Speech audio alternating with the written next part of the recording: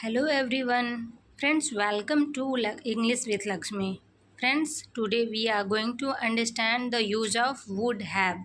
would have का use हम कहाँ करते हैं और इससे रिलेटेड कुछ सेंटेंस की प्रैक्टिस करेंगे सो दैट आप इसके यूज को अच्छे से कर पाएँ. जब भी आप इंग्लिश बोलें तो would have का यूज़ कर पाएँ.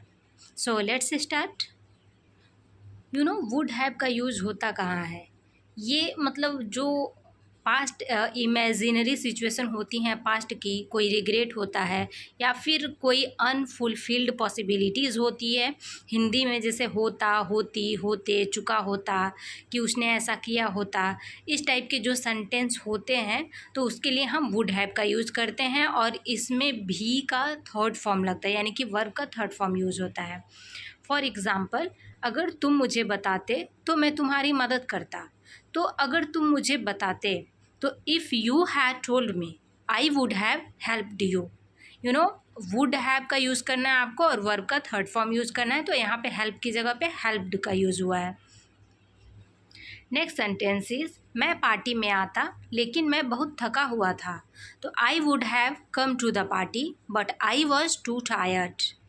नेक्स्ट इज, अगर उसने पढ़ाई की होती तो वह परीक्षा पास कर लेता. If he had studied he would have passed the exam. Next sentence is, अगर हम थोड़ा जल्दी निकलते तो हमारी ट्रेन नहीं छूटती. If we had left a bit earlier we wouldn't have missed the train.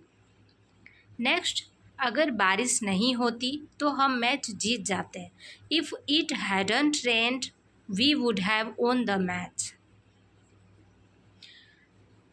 मैंने तुम्हें फ़ोन किया होता लेकिन मेरा फ़ोन खो गया था. आई would have called you but I lost my phone.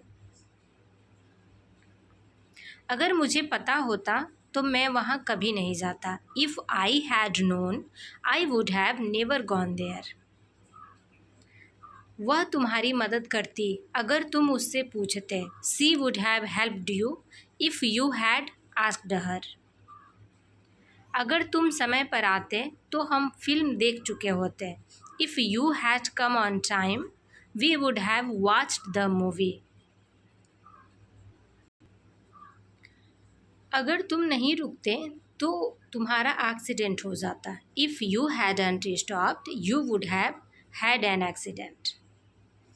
Next है, उसने अब तक खाना खा लिया होगा. He would have eaten his food by now.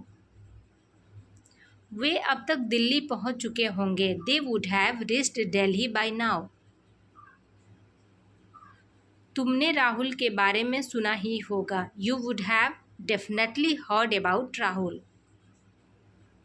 उसने तुम्हारी किताब वापस कर दी होगी. She would have returned your book. Film अब तक शुरू हो चुकी होगी. The movie would have started by now. मैं उसके बिना यह काम नहीं कर पाता. I would have not been able to do this work without him. क्या तुम मेरे साथ चलते अगर मैं तुम्हें बुलाता. Would you have come with me if I had invited you. वह झूठ नहीं बोलता. ही वुड नॉट हैव लाइड. अगर तुम मेरी जगह होते तो तुम क्या करते. What would you have done if you were in my place? बिना मैप के हम रास्ता भटक गए होते.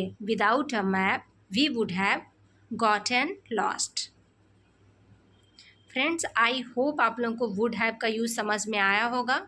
और ग्रामर में मेन की ये होता है कि आप जितना ज़्यादा प्रैक्टिस करें. तो अगर आप चाहते हैं कि वुड हैव का यूज़ आप अच्छे से सीख जाएं तो इन सारे सेंटेंस का प्रैक्टिस कीजिए. फिर इन सेंटेंस की हेल्प से और भी खुद से सेंटेंस फॉर्म कीजिए और देखिए कि कहाँ कहाँ आप वुड हैव का यूज कर सकते हैं. तो उस टाइप के सेंटेंसेस प्रैक्टिस कीजिए तो डेफिनेटली आपको वुड हैव कभी भूलेगा नहीं. फ्रेंड्स, आज के वीडियो में बस इतना ही. Thanks for watching. जय हिंद.